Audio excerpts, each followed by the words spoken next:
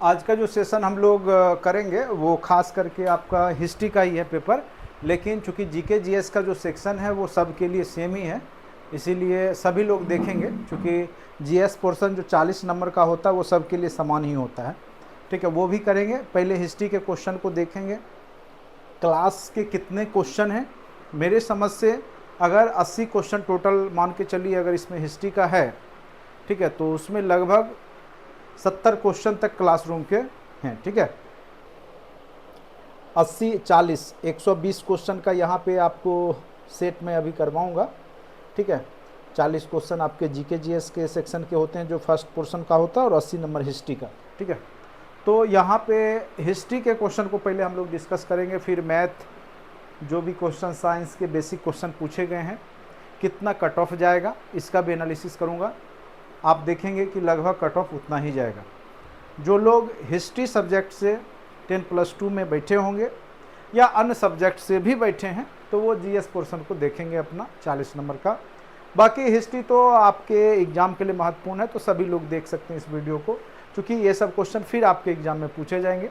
इसमें कम से कम 10-15 क्वेश्चन ऐसे हैं जो बीपीएससी में रिपीटेड क्वेश्चन हैं, जो कि अभी जस्ट एग्ज़ाम में पूछे भी गए थे, या उस चैप्टर से क्वेश्चन बहुत सारे पूछे जा चुके हैं। अभी जो तत्काल एग्जाम हो रहा है बहुत सारे क्वेश्चन आपने देखा होगा सेम टू सेम ऑप्शन सहित मिल रहा है, जो कि बीपीएससी में कुछ दिन पहले एग्जाम में पूछा गया है, ठीक है। तो आप लोग अच्छे से समझने का प्रयास कीजिएगा। चलिए, ये सब बेसिक साइंस के क्वेश्चन इसको हम लोग बाद में करेंगे। सबसे पहले हम लोग जो है हिस्ट्री का सेक्शन जो स्टार्ट है वहाँ से हम करते हैं, उसके बाद फिर हम लोग जो है साइंस और जो भी है आपका पोर्शन है उसको करेंगे। चलिए, सबसे पहले स्टार्ट करते हैं हिस्ट्री के सेक्शन से। पहले जो आपका 80 नंबर का हिस्ट्री है उसको कर लेते हैं, उसके बाद मैथ उथ का जो भी बेसिक है आपको सॉल्यूशन अच्छे से करवा देंगे, जिससे कि आपको किसी प्रकार का दिक्कत नहीं होगा, ठीक है। थोड़ा सा ये जो क्वेश्चन का ही लिया गया है तो थोड़ा सा हो सकता है आपको अच्छे से क्लियर नहीं हो रहा होगा, क्योंकि ये जो टाइपिंग नहीं है ये आपका पीडीएफ का है इसीलिए। लेकिन हमने कोशिश किया कि ग्रीन कर दिया जो उसका आंसर मेरे हिसाब से। और देखिएगा बीपीएससी लगभग जो मेरा जो आंसर की है लगभग 95% तक वो सही रहेगा, ठीक है। 100% की गारंटी मैं भी नहीं लूँगा, क्योंकि बहुत सारे क्वेश्चन ऐसे हैं जो मुझे भी यहाँ पे सोचने को मजबूर कर रहे हैं, ठीक है। तो देखना है सारे क्वेश्चन को। सबसे पहला क्वेश्चन है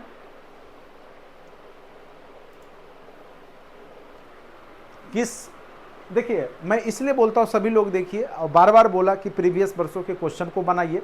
बहुत सारे क्वेश्चन आपको मिले होंगे जो आपने अभी कुछ दिन पहले जो टेस्ट में या फिर आपके सेट में या जो बीपीएससी प्रीवियस वर्ष के क्वेश्चन बैंक में पढ़े होंगे, वो बहुत सारा क्वेश्चन आपको दिखाई दिया होगा।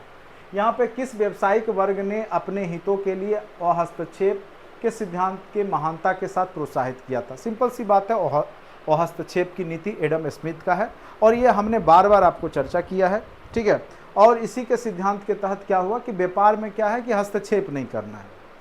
यानी पहले क्या था, शासक वर्ग जो भी जैसे ब्रिटेन हो या फ्रांस है, तो वहाँ का शासक वर्ग व्यापारियों के व्यापार में हस्तक्षेप करते थे, जिस कारण से व्यापार उतनी उन्नति नहीं होती थी। और इसी कारण से एडम स्मिथ ने हस्तक्षेप की नीति दिया, और फिर उसके बाद देखा गया कि व्यापार वाणिज्य का व्यवसाय जो वृद्धि है बहुत तीव्र गति से हुआ, इसीलिए अर्थशास्त्र का पिता इनको एडम स्मिथ को कहा जाता है।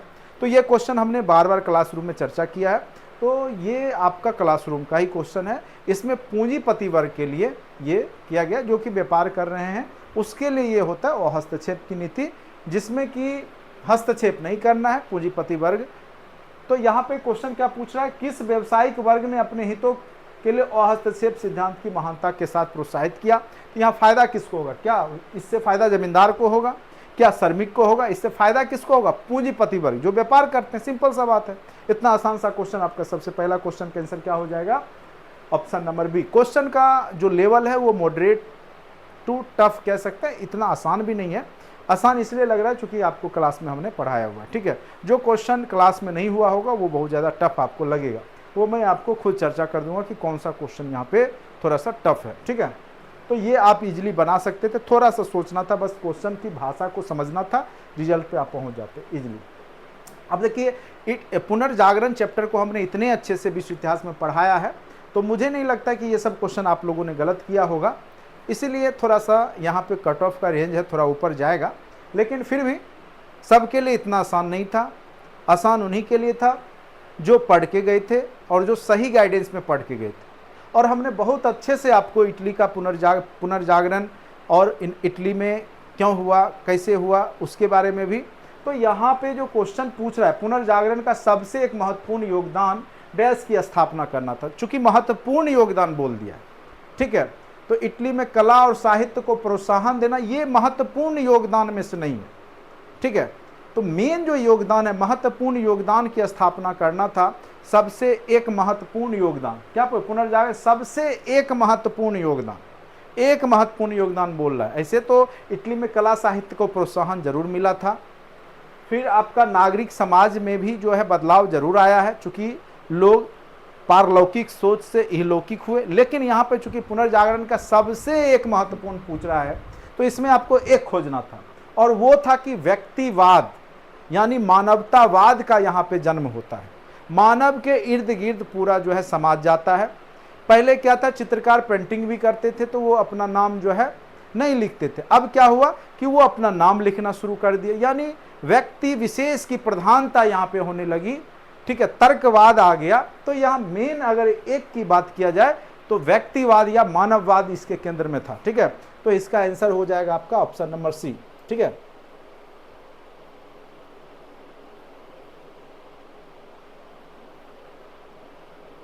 ये मैं हिस्ट्री पेपर का आपको करवा रहा हूँ, ठीक है, क्योंकि हिस्ट्री हमने आपको बहुत ढंग से पढ़ाया। क्वेश्चन मुझे नहीं लगता है कि क्वेश्चन बाहर है। अब कई लोग देखिए कॉन्सेप्ट नहीं समझना चाहते हैं, कई लोग केवल रट्टाफिकेशन में लगे हुए हैं, रट रहे हैं ऑप्शन देख के। अब बहुत सारे टीचर भी अपना पढ़ा रहे हैं, ऑब्जेक्टिव यूट्यूब पे अपना देखे जा रहे हैं, तो उससे नहीं होता है। हमने आपको थ्योरी में बहुत अच्छे से पुनर्जागरण, इटली, ये सब पूरी कहानियाँ अच्छे से, मानववाद, तर्कवाद, ये सब अच्छे से समझाया हुआ है। अभी भी यूट्यूब पे मेरा वीडियो होगा पुनर्जागरण, आप देख सकते हैं कितना अच्छे से हमने समझाया है। व्यक्तिवाद यहाँ पे मेन उसका जो है महत्वपूर्ण जो है योगदान है, ठीक है। अब देखिए मेरे हिसाब से तो व्यक्तिवाद ही होगा। अगर ज़्यादा बहुत करेगा तो एक से अधिक दे सकता है, लेकिन चूंकि यहाँ पे एक सबसे महत्वपूर्ण योगदान पूछ रहा है, तो उसमें से एक महत्वपूर्ण योगदान में व्यक्तिवाद, मानवतावाद इसके केंद्र में था। तो मेरे हिसाब से ऑप्शन नंबर सी ही बीपीएससी देगा।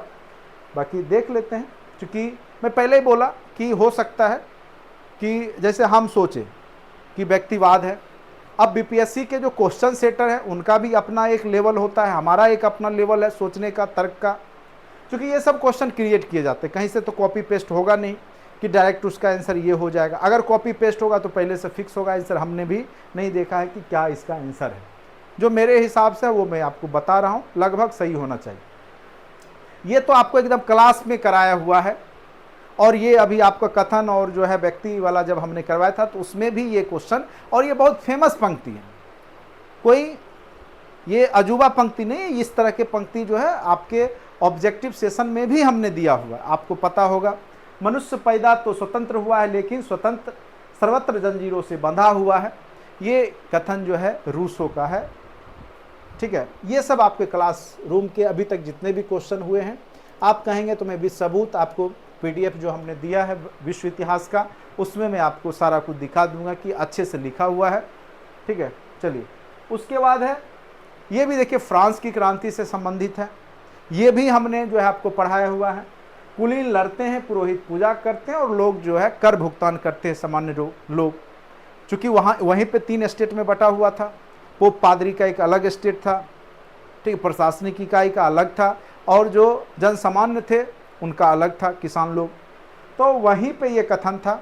तो मध्ययुगीन फ्रांस जो जिस कारण से वहाँ क्रांति भी हुई, ठीक है। तो ये मध्ययुगीन फ्रांस की बात है, जहाँ कुलीन लड़ते थे, पुरोहित पूजा करते थे, और टैक्स कौन देते थे? आम जनता, ठीक है। चलिए तो आंसर इसका ए हो जाएगा। ये सब क्वेश्चन जो है आपके एग्जाम में क्लासरूम के हैं, ठीक है। उसके बाद है 1917 की रूसी क्रांति के बाद एक नया ग्रुप स्थापित हुआ था। वो क्या था? ठीक है, तो पुलक सर्वहारा वर्ग की तानाशाह युवा रूसी। तो वो जो वर्ग था वो था तो सर्वहारा वर्ग से ही, लेकिन वो भी तानाशाही ही था। 1917 का जो आपका फिर बाद में बोल्शेविक क्रांति होता है लेनिन के नेतृत्व में, ठीक है, तो उससे पहले सर्वहारा वर्ग की तानाशाही स्टार्ट होती है। 1917 की क्रांति हमने अच्छे से समझाया हुआ है, देखेंगे इसको रूस की क्रांति में। ये वाला क्वेश्चन जो है इसका आंसर जापान में 1941 में किसने आक्रामक सरकार को नेतृत्व दिया और सत्ता प्राप्त की थी, ये क्वेश्चन अभी रहने देते हैं। इस क्वेश्चन को मैं किसी और दिन चर्चा करूंगा, ये अभी मुझे भी नहीं इसके बारे में जानकारी है, ठीक है। उसके बाद है, अब देखिए ये चैप्टर जो है विश्व युद्ध, द्वितीय विश्व युद्ध, प्रथम विश्व युद्ध हमने बहुत अच्छे से आपको समझाया हुआ है विश्व इतिहास में। और आपको पता होगा कि 8 दिसंबर 1941 को द्वितीय विश्व युद्ध में किसने प्रवेश किया था, जब पर्ल हार्बर पे जापान ने बम गिरा दिया था। तो अमेरिका जो है विश्व युद्ध में शामिल हुआ, और फिर आगे चल कर के आपको पता ही हुआ किस तरीक़ा से जापान को नष्ट नाबूद कर देता है अमेरिका 6 अगस्त और 9 अगस्त 1945 को हिरोशिमा और नागासाकी पे बम गिरा करके, ठीक है।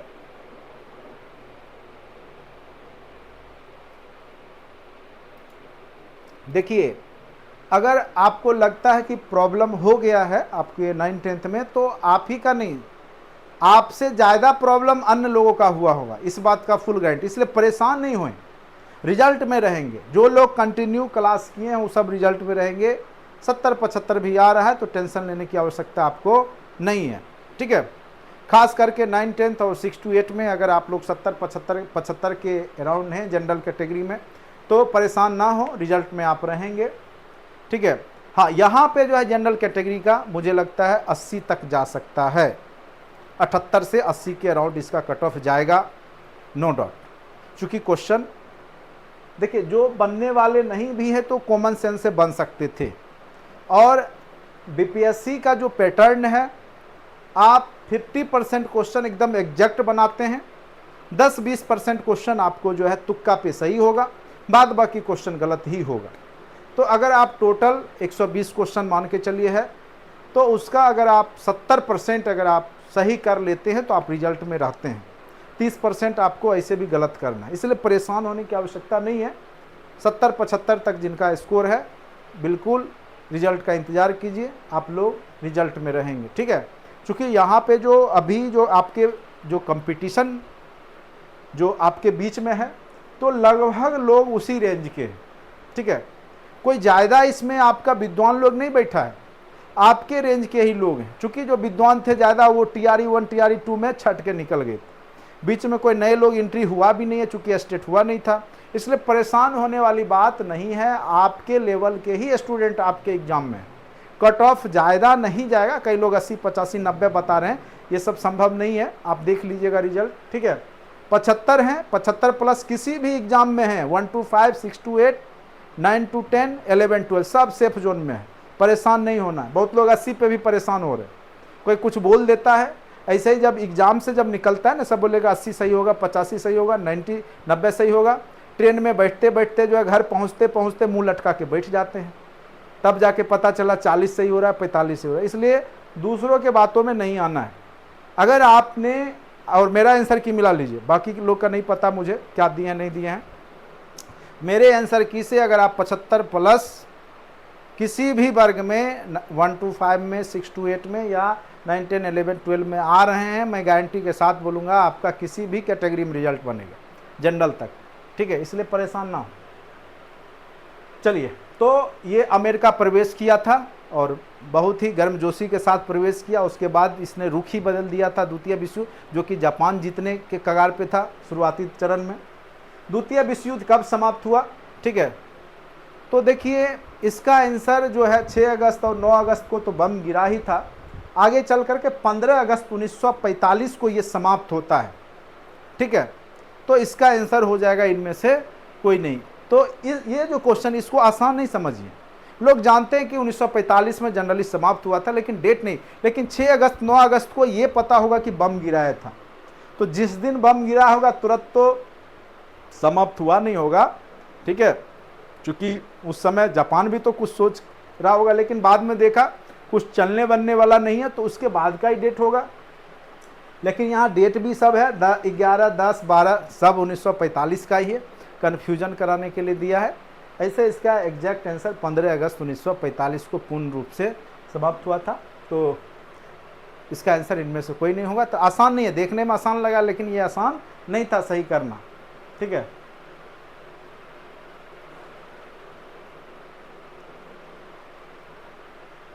ये तो तारीख फिरोजशाही कई बार हमने पढ़ाया भी है, मुग़ल शासक जो मुग़ल कालीन इतिहास, तो ये बर्नी का लिखा हुआ है तारीख फिरोजशाही, फिरोज शाह का जो इतिहास भी हमने पढ़ाया हुआ अच्छे से, ठीक है। फिरोज शाह, मोहम्मद बिन तुगलक, फिरोज शाह तुगलक, ठीक है। तो तारीख फिरोजशाही किसकी रचना है? जिया-उद-दीन बर्नी की रचना। ये सब कॉमन है, ये सब जनरली लोग जानते ही रहते हैं। करे इस्लामिक सिद्धांत में एक मुस्लिम राज्य का सच्चा शासक होता है, तो सच्चा शासक अल्लाह को ही ये लोग मानते हैं, ठीक है। उसके बाद है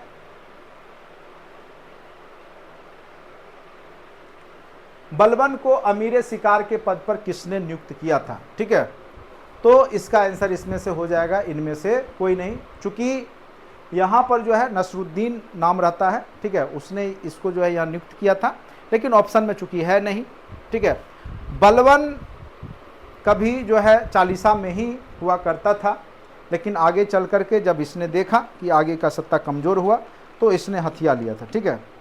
तो यहाँ पे इसका आंसर जो है 85 का जो हो जाएगा आपका, वो हो जाएगा इनमें से कोई नहीं, ठीक है। तो जो हमने आंसर दिया है वो मिलाते चलिएगा जो लोग एग्ज़ाम दिए हैं।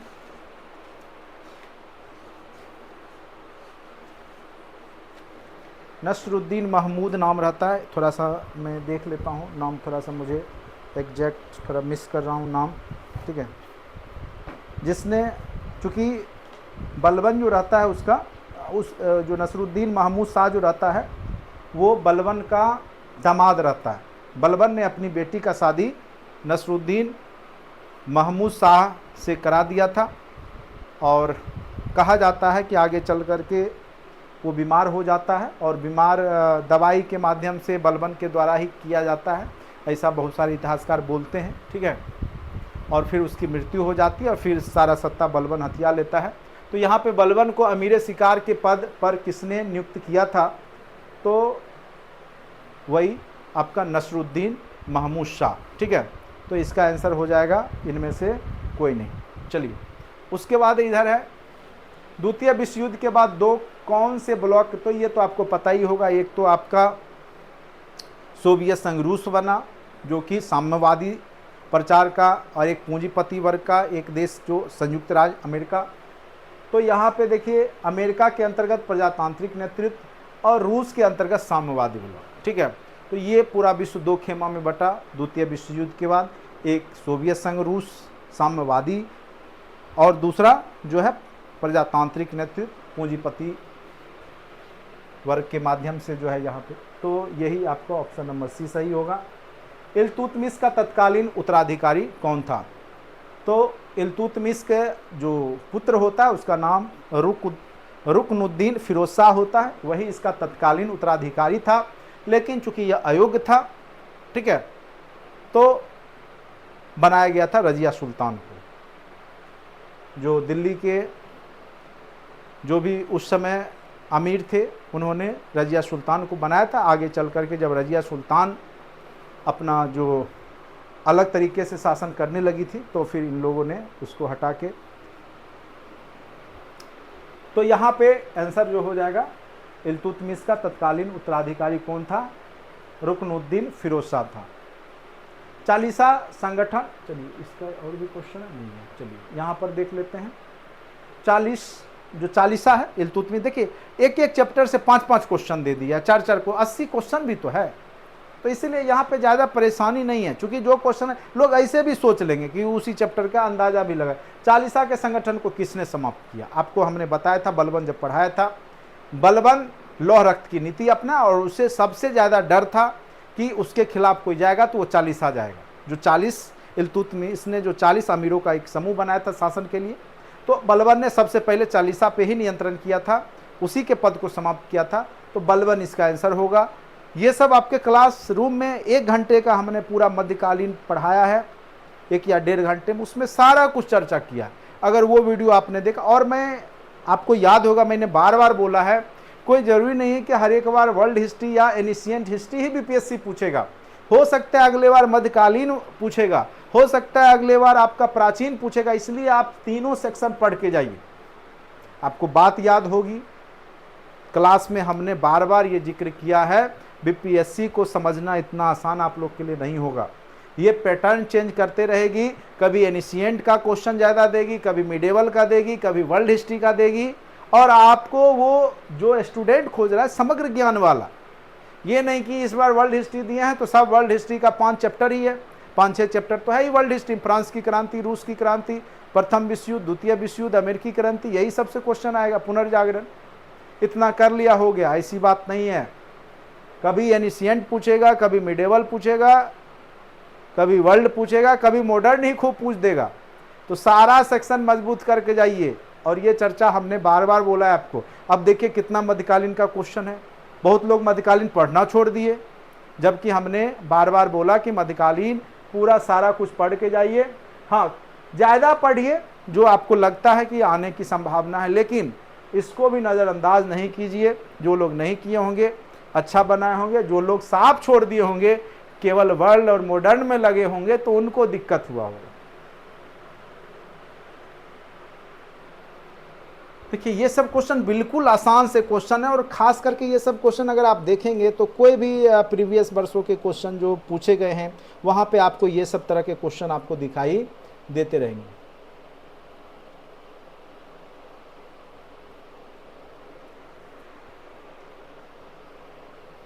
कैसे क्या करना है, आपको तो पैटर्न पता है, क्वेश्चन सब वही है।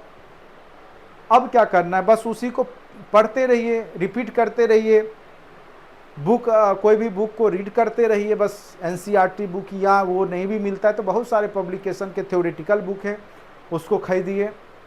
किरण का भी आता है एक बुक अच्छा, उसमें भी बहुत ज़्यादा थ्योरी अच्छा से कवर किया गया है पूरा, उसको भी ले सकते, मैं आपको दिखा सकता हूँ उस बुक को। अगर आपके पास टाइम है तो ये बुक आप ले सकते हैं। देखिए मेरा उद्देश्य इस बुक का प्रचार नहीं करना है, क्योंकि मेरे पास सारा बुक है, सभी तरह के बुक है। ये बुक पढ़िए, इससे भी आपके क्वेश्चन, बहुत सारे क्वेश्चन जो है डीपली क्वेश्चन आ जाते हैं। ये है आपका भारतीय इतिहास किरण प्रकाशन का, ठीक है। दूसरा ये है आपका दृष्टि का बुक, मेरे पास सारा हिस्ट्री का बुक है, क्योंकि मैं बहुत दिन से हिस्ट्री पढ़ रहा हूँ और मेरा मेंस का भी पेपर रहा हिस्ट्री का, तो मुझे लेकिन कुल मिलाकर के ये ज़्यादा मोटा भी नहीं है और समझ में भी आसानी से आता है।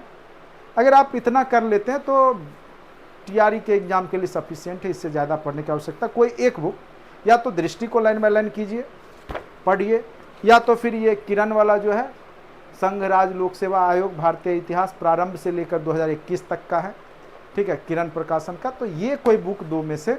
और नेट जेआरएफ का मैंने बताया था, जो भी लोग 10+2 के हैं, नेट जेआरएफ लेवल का कोई इतिहास का प्रैक्टिस सेट ले लीजिए और उसको बनाइए। नहीं समझ में आता है तो रट जाइए, बहुत सारा क्वेश्चन सेम टू सेम भी उस कॉन्सेप्ट पे आपको मिल जाएगा। और हमने एग्जाम से पहले एक पीडीएफ भेजा था जिसमें 2900 ऑब्जेक्टिव क्वेश्चन थे मॉडर्न हिस्ट्री की, और आपने देखा होगा जो पेचीदे क्वेश्चन है वहाँ से क्वेश्चन है वो, ठीक है। लेकिन मुझे पता है कि सबको टाइम नहीं मिला होगा, 2900 ऑब्जेक्टिव पढ़ने में भी आपको 5-6 दिन लग जाते, तो मैंने प्रेस नहीं दिया। लेकिन मुझे पता था अगर डीपली जाएगा तो ये ऑब्जेक्टिव जो केवल पढ़ते तो वो वहाँ से आ जाता है। चलिए, सल्तनत की आधिकारिक भाषा फारसी थी, याद रखिएगा, सल्तनत काल की आधिकारिक भाषा जो है वो फारसी थी। ये सब क्वेश्चन पूछा हुआ है, ठीक है। बलबन ने किस अधिकारियों को गवर्नरों, सैन्य और असैन्य अधिकारियों की गतिविधि को ध्यान में रखने के लिए नियुक्त किया था? तो ये गुप्तचर संस्था को रखा था कि हर एक जो भी अधिकारी हैं, जो भी उसके कर्मचारी हैं, उसके एक्टिविटी को वॉच करो। तो गुप्तचर को बारीद कहा जाता था। क्या कहा जाता था? बारीद कहा जाता था।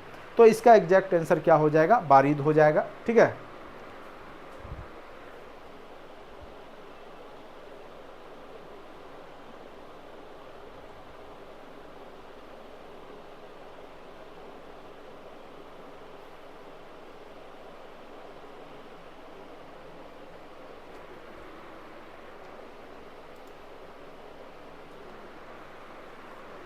अभी परेशान ना हो, रिजल्ट आने दे, ठीक है।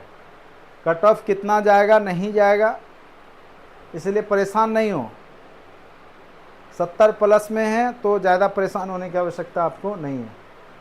खिलजियों की राज व्यवस्था का अग्रदूत कौन था, ठीक है।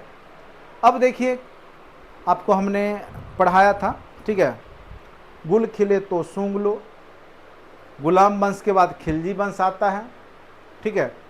तो खिलजी से पहले जो है केकुबाद शासक रहता है, इसी को हटा के जो है खिलजी आता है, खिलजी वंश।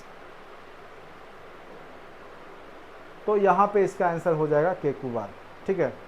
ये तो बहुत आसान सा क्वेश्चन पूछा है आपको। अकबर का जन्म जो है 15 अक्टूबर 1542 कहाँ हुआ था? अमरकोट राजा बिरसाल के यहाँ हुआ था। हुमायूं चूँकि वहीं पे शरण लिए हुए था। तो ये सब क्वेश्चन तो क्लासरूम के ही हैं। राष्ट्रीय शासक किसको कहा गया है? तो ये क्वेश्चन जो है राष्ट्रीय शासक अगर देखा जाए तो यह अकबर को कहा गया है, क्योंकि इसके समय में भारत का जो है विस्तार बहुत बड़े लेवल पे हुआ था। तो राष्ट्रीय शासक के रूप में अकबर को जाना गया है। तो इसका आंसर आपका हो जाएगा अकबर, ठीक है। क्या हो जाएगा? तो अकबर हो जाएगा। राष्ट्रीय शासक किसको कहा गया है? तो अकबर को कहा गया है। धार्मिक सहिष्णु शासक भी है। जिस प्रकार से हम लोग सम्राट अशोक को प्राचीन इतिहास में नाम लेते हैं, उसी प्रकार से मध्ययुगीन का अकबर का नाम लिया जाता है। प्रथम राजपूत राजा जिसने अकबर के साथ वैवाहिक संबंध आरंभ किए थे तो वो थे कच्छवाह, ठीक है। कच्छवाह जो थे खास करके जयपुर के नज़दीक के शासक थे, ठीक है। तो जयपुर के राजा आप बोल सकते हैं। कच्छवाह एक जाति है जो कि सबसे पहले शादी के लिए जो है कच्छवाहा ने ही अकबर को वैवाहिक संबंध अपनी बेटी से शादी करने के लिए कहा था। जोधा जिसका नाम था, जोधा अकबर आपने सुना भी होगा, ठीक है। तो अपनी स्वेच्छा से इन्होंने बोला था कच्छवाहा ने। तो ये जयपुर के ही राजा हुआ करते थे। तो इसका आंसर हो जाएगा जयपुर। उसके बाद है, ये हो गया। चलिए, दीन इलाही अकबर की मुक्ता का एक बहुत बड़ा कार्य था, ना कि उसकी बुद्धिमत्ता का। आपको पता होगा अकबर ने दीन इलाही धर्म की स्थापना 1582 ईस्वी में की थी। बहुत कम ही लोग उससे जुड़े थे। एक बिरबल जो था वो जुड़ा था, अकबर था, और उसके 2-4 लोग ही जुड़े थे। यह किसने लिखा कि उसकी सबसे बड़ी मूर्खता थी दीन इलाही बनाना? तो B.A. स्मिथ ने ये बात कहा है। देखिए ये क्वेश्चन जरूर देख लीजिए, फिर ये क्वेश्चन कमीशन के भी एग्जाम में आएगा, जान लीजिए। तो जो लोग केवल ये सोच रहे हैं कि हिस्ट्री का है तो हिस्ट्री वाले ही पढ़ेंगे, तो आपके 40 नंबर में भी ये क्वेश्चन फिर से कभी ना कभी आ सकता है। यह अक्सर स्वीकार किया गया है कि दहशाला पद्धति किसके द्वारा तैयार किया गया? देखिए ये जमीन से रिलेटेड पद्धति थी, दहशाला पद्धति। और अकबर के समय में टोडरमल जो था नवरत्न में था, जो कि राज्य का जो भी लेखा जोखा रखता था जमीनों का, ठीक है। तो जमीन से संबंधित मामले टोडरमल, और दहशाला पद्धति राज्य के जमीन से ही संबंधित है। तो टोडरमल इसका आंसर। अकबर से ही देखिए कितना क्वेश्चन पूछ दिया, चैप्टर उठा रहा है, इकट्ठे 4-5 क्वेश्चन वहाँ से डाल दे रहा है। अब देखिए ये फिर भी अकबर का ही है। अकबर ने अपने समस्त साम्राज्य को अनेकों सूबे में बांट रखा था। इसलिए कई बार आप न्यूज़पेपर में सूबे, सूबेदार, ये सूबा के चर्चा सुनते होंगे। 12 सूबेदार सूबा हुआ करते थे शुरुआत में, बाद में आगे चल के 15 हो गए। तो यहाँ पर देखिए सिकदार या ये परगना दस्तूर, ये यहाँ पे सूबेदार होना चाहिए, सूबा में होना चाहिए था। तो ऑप्शन नहीं है, इसलिए उपयुक्त में से कोई नहीं। ये बहुत आसान सा क्वेश्चन है। बक्सर के युद्ध ने किसके कार्य को पूरा किया था? आपको पता होगा 1764 में बक्सर का युद्ध होता है, जिसमें जो है मीर कासिम और अवध के नवाब, क्या नाम रहता, शुजाउद्दौला, ठीक है। ये सब दिल्ली का नवाब शाह आलम द्वितीय, ये सब सम्मिलित रूप से लड़ता है। लेकिन यहाँ पे जो है बक्सर के युद्ध में तीनों सम्मिलित सेना हार जाती है और अंग्रेज को दीवानी व्यवस्था मिल जाती है। तो जो काम प्लासी के युद्ध में नहीं हो पाया था, दीवानी व्यवस्था यानी टैक्स वसूली का काम, वो बक्सर के युद्ध के बाद फाइनल हो गया। क्योंकि प्लासी के युद्ध के बाद तो दीवानी व्यवस्था और फौजदारी, ठीक है। तो वहाँ पे उसने मीर जाफ़र को बनाया था शुरुआती दौर में शासक, तो मीर जाफ़र के नवाब को ही वहाँ पे नवाब बना करके शासन कर रहा था, भले ही कठपुतली हो, लेकिन यहाँ पर इसने पूरे बिहार, बंगाल, उड़ीसा की दीवानी व्यवस्था अपने हाथ में कंट्रोल में कर लिया था। तो प्लासी के युद्ध की ही कमी को बक्सर के युद्ध ने पूरा कर दिया था। ठीक है, ये आसान सा है क्वेश्चन, ये तो थोड़ा सा भी जो इतिहास के स्टूडेंट हैं वो लोग सही बनाए होंगे। देखिए क्लाइव चला जाता है लेकिन फिर वो बक्सर के युद्ध के बाद आता है। ठीक है, बक्सर के युद्ध आता है। तो क्लाइव बंगाल के वापस इसके गवर्नर के रूप में लौटा, तो 1764 में बंगाल का गवर्नर बन के जो है लॉर्ड क्लाइव लौटता है। ठीक है, तो यहाँ पे आंसर हो जाएगा 1764। इलाहाबाद की संधि, देखिए अब फिर वहीं से क्वेश्चन उठा दिया। बक्सर का युद्ध का समापन इलाहाबाद की संधि के माध्यम से हुआ। तो बहुत आसान क्वेश्चन, मतलब ये सब इतिहास के स्टूडेंट लोग इजीली बनाए होंगे, नो डाउट। ठीक है, अब देखिए ये क्वेश्चन कितना मतलब प्यारा है, बीपीएससी को पता नहीं हर एक बार ये क्वेश्चन उठाता है, 1 नंबर फ्री में दे देता है। 1857 क्रांति बिहार के किस नेता ने सक्रिय साझेदारी दिखाई? सक्रिय नेता पूछ रहा है तो कुंवर सिंह यहाँ पे होंगे। राजकुमार शुक्ल वगैरह तो चंपारण सत्याग्रह में आए, ये किसान आंदोलन से संबंधित है, सहजानंद सरस्वती। अब देखिए विदेशी राज से देश को मुक्त कराने के लिए यह एक देशभक्ति का कार्य था। जो 1857 की क्रांति है उसके बारे में किसने कहा था ये बात? तो बिपिन चंद्र ने कहा है, इसका आंसर बिपिन चंद्र हो जाएगा। 1857 की क्रांति हिंदू मुस्लिम का षड्यंत्र था, ये सब आपको 1857 क्रांति में उन्होंने पढ़ाया हुआ कि ये कथन निश्चित रूप से पूछ देता है, तो अच्छे से पढ़ के जाइए। सर जेम्स ऑट्रम का है, आप देखिएगा नोट्स में भी अच्छे से ये सब दिया हुआ है। संथाल परगना में सिपाहियों ने पहले गोलाबारी की। देखिए जनजातीय लोग भी किसान हुआ करते थे और यहाँ पे जो लड़ाई हुई है वो मेन रूप से जो भूमि अस्थायी बंदोबस्त आया है, जिसके माध्यम से जो जनजातीय लोग जो किसानी कर रहे थे, बटाई वो क्या वो खूटी प्रथा था ना, देखिए, तो उसको वहाँ पे जो है पहले सामूहिक रूप से खेती करते थे, उसको नष्ट कर दिया गया था अंग्रेजों के द्वारा। तो किसानों पर ही इन्होंने गोलीबारी चलाई, वो भले जनजातीय लोग थे, तो आंसर यहाँ पे किसानों पर ही देगा बीपीएससी। चलिए, तो उम्मीद करते हैं ये पेज आपको समझ में आ गया होगा। क्वेश्चन में कोई खास जान नहीं है, क्वेश्चन मॉडरेट टू अभी तक मुझे इजी ही लगा है, मॉडरेट टू इजी है अभी तक। 1886 के अधिवेशन में भारतीय राष्ट्रीय कांग्रेस के अध्यक्ष, ये तो इस बार भी पढ़ा रहे थे 1885 1886, और ये क्वेश्चन अभी जस्ट पूछा भी था, दादा भाई नौरोजी वाला था। 1886 में कलकत्ता में अधिवेशन हुआ, तो ये क्वेश्चन बहुत महत्वपूर्ण है, दादा भाई नौरोजी, और ये कई बार बीपीएससी पूछ चुका है। हमने चर्चा भी किया था कि ये क्वेश्चन पूछ सकता है आपको, बार बार पूछा 1886 वाला। तो दादा भाई नौरोजी ये तो आप लोग सही बनाए होंगे। कांग्रेस के उदारवादी नेताओं की मुख्य मांगे क्या थी? उदारवादी जो थे क्या मांगे रखते थे? तो विधान परिषदों में चुनावी सिद्धांत के प्रारंभ, प्रशासनिक सुधार, निष्ठावान चरित्र, यही सब। उनको पूर्ण रूप से देश आज़ादी से कोई लेना देना था नहीं शुरुआती चरण में, केवल वो अपने मांग रखते थे कि हमको भी कुछ अधिकार मिलना चाहिए। चलिए, तो एक से अधिक इसका जाएगा। ये तो लास्ट वाला जो पेज दिए थे उसी से है। इंडिया डिवाइडेड किसकी रचना है? राजेंद्र प्रसाद, आप देख लीजिएगा नोट से। और हमने बोला भी है 5-6 क्वेश्चन हर एक एग्जाम में आएगा, और हर एक एग्जाम में आ रहा है, यहाँ भी है। अभी देखिए कांग्रेस वाला आ गया, फिर अभी ये वाला भी क्वेश्चन वहीं सबसे आया है, ये भी आपका वहीं से है। मराठी केसरी, मराठी जो है ये आपका जो है बाल गंगाधर तिलक के द्वारा शुरुआत किया गया, तो उसमें अच्छे से बताया हुआ है। 10 क्वेश्चन मुझे लगता है वो लास्ट वाले पेज से ही आया है, यहाँ पर भी। ये सब क्वेश्चन बिल्कुल आसान सा क्वेश्चन पूछा गया आपको। भारत में आयरलैंड के होम रूल आंदोलन के उदय से कौन सबसे ज़्यादा प्रभावित थे? तो भारत में जो थे वो बाल गंगाधर तिलक, ऐसे जो है एनी बेसेंट भी थी, लेकिन वो भारतीय महिला नहीं है, तो बीजी तिलक यहाँ पे हो जाएगा। भारतीय राष्ट्रीय कांग्रेस में किस स्थान पर फूट पड़ी थी? तो 1907 का सूरत जो अधिवेशन हुआ है, कांग्रेस के अध्यक्ष को लेकर फूट पड़ा था। गरम दल नरम दल, 1907 सूरत अधिवेशन, ठीक है। उसके बाद 1919 से 1947 के दौरान भारतीय राजनीति पर किसका आधिपत्य रहा? तो मेन रूप से जो है 1919 से 1947 तक पंडित जवाहरलाल नेहरू का आधिपत्य रहता है, ठीक है। भारत में 1914 से 1923 के वर्षों के मध्य बिना किसी रुकावटों के महत्वपूर्ण दौर चल रही थी।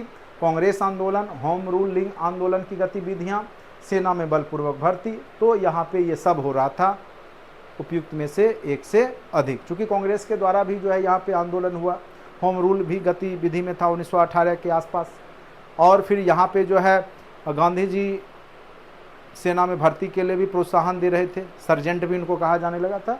तो उपयुक्त एक से अधिक आंसर होगा। एक परचूर चंदे के द्वारा साबरमती आश्रम को खंडित होने से किसने बचाया था? तो जमनालाल बजाज होना चाहिए मेरे समझ से, बाकी इसको थोड़ा सा स्टार लगा देते हैं, बजाज ही होना चाहिए, जमनालाल बजाज ही ने बचाया था। बाकी देखिए बीपीएससी क्या देता है इसका आंसर, 90% है, यही देगा, बाकी देख लेते हैं, 2-4 दिन में वो भी आ ही जाएगा।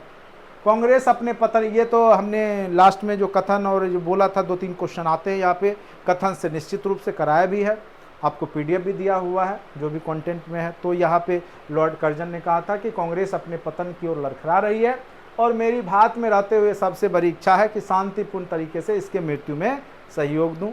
लॉर्ड कर्जन के समय में जो आपका बंगाल विभाजन भी हुआ। चलिए, कहां पर कांग्रेस अधिवेशन में उपस्थित होकर कांग्रेस की राजनीति में गांधी जी ने प्रवेश किया? ठीक है, तो कांग्रेस की राजनीति में गांधी जी 1916 में लखनऊ अधिवेशन में प्रवेश करते हैं। चूँकि 1915 के बाद वो भारत भवन पे गोपाल कृष्ण गोखले उनके राजनीतिक गुरु रहते हैं, उन्होंने बोला था। उसके बाद जो है जो लखनऊ अधिवेशन 1916 होता है, वहाँ पे राजकुमार शुक्ल ने उनको बिहार आने का निमंत्रण दिया, और जो किसान का जो तिनकठिया पद्धति था। तो यहाँ पे आंसर उपयुक्त में से कोई नहीं जाएगा। अप्रैल 1919 में किस घटना से भारतीय को गहरा सदमा? तो ये तो आपको पता ही है, जलियांवाला बाग हत्याकांड। ये आसान सा क्वेश्चन था। देखिए महात्मा गांधी, अब देखिए एक ही जगह से उठाया तो 4-5 क्वेश्चन उठाया, एक ही टॉपिक से उठाया तो 4-5 क्वेश्चन उठाया, और लास्ट में हमने जो एक पीडीएफ दिया था 2900 क्वेश्चन का, सेम टू सेम क्वेश्चन सब वही सब है। आप खोजिएगा सब मिल जाएगा, मुस्लिम लिंग से लेकर सब क्वेश्चन मिल जाएगा, सब क्वेश्चन। आप कहेंगे मैं दूसरे दिन दिखा दूंगा पीडीएफ को, मैंने लास्ट में दे दिया था कि जिनके पास टाइम है अपना देख लीजिएगा, क्योंकि ये सब क्लास में पढ़ाया हुआ है। ये गोपाल कृष्ण गोखले राजनीतिक गुरु रहते हैं। और जो लोग पढ़े होंगे, अब देखिए चौरी चौरा कांड गोरखपुर के पास हुआ, ये असहयोग आंदोलन समापन, ये सब भी कितना सब, कहाँ पर क्रोधित भीड़ ने पुलिस स्टेशन पे आक्रमण किया और जला दिया, 22 पुलिस वालों की मौत हो गई थी। असहयोग आंदोलन में हमने चौरा चौरी कांड बताया था, जहाँ पे पुलिस वालों को कुर्सी में बांध के आग लगा दिया गया था। और ये घटना यूपी के गोरखपुर जिला का है, चौरी चौरा एक जगह है वहाँ पे। तो यहाँ पे ऑप्शन कोई नहीं था, इसलिए इनमें से कोई नहीं हो जाएगी। तो क्वेश्चन ज़्यादा मेरे हिसाब से, अब देखिए ये थोड़ा सा अटपटा लग रहा है। तिलक स्वराज निधि के लिए कितने रुपए एकत्रित किए गए थे? देखिए 1 करोड़ का टारगेट था, लेकिन कितना एकत्रित किया गया था ये मुझे नहीं जानकारी है, इसलिए हमने उपयुक्त में से कोई नहीं अभी मार दिया है। लेकिन हो सकता है आयोग को पता होगा, तो इसका आंसर, चूँकि वो लोग कहीं से क्वेश्चन निकाले होंगे तो कुछ भी दे सकते हैं, लेकिन 1 करोड़ का टारगेट था, ये बात मुझे पता है। ये बात बुक में भी आपको लिखा मिलेगा। अब देखिए स्वराज दल ये तो 1927 में मोतीलाल नेहरू और चित्तरंजन दास के द्वारा शुरुआत किया गया था 1923 में। तो लेकिन अध्यक्ष कौन थे? CR दास ही थे, चित्तरंजन दास, तो CR दास हो जाएगा। भारतीय नेताओं की कौन सी पार्टी संवैधानिक पार्टी बनी? तो स्वराज दल, ठीक है, संवैधानिक पार्टी बनी थी, और इसने जो है 1937 के चुनाव में पार्टिसिपेट भी किया था। साइमन कमीशन भारत कब आया था? तो भारत आया था 1928 में, गठन इसका 1927 में हुआ था। किस घटना को राष्ट्रीय स्वतंत्रता का मुस्लिम युद्ध माना गया?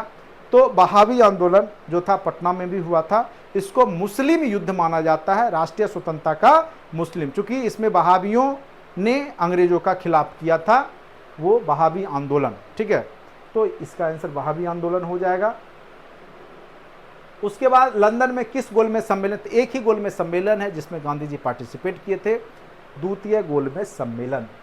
उसके बाद है, ये तो हमने आपको दांडी यात्रा वाला 12 मार्च वाला बताया हुआ है, 241 मील। जस्ट हमने बोला था कि आप लोग जो है सॉल्यूशन भी देख लीजिए, तो उसके बाद ही कल हो के ये भी क्वेश्चन आया। 12 मार्च 1930 को गांधी जी जो है 241 मील चल के साबरमती आश्रम दांडी की यात्रा करते हैं। ठीक है, और वहाँ पे नमक कानून तोड़ते हैं 1930 ईस्वी में।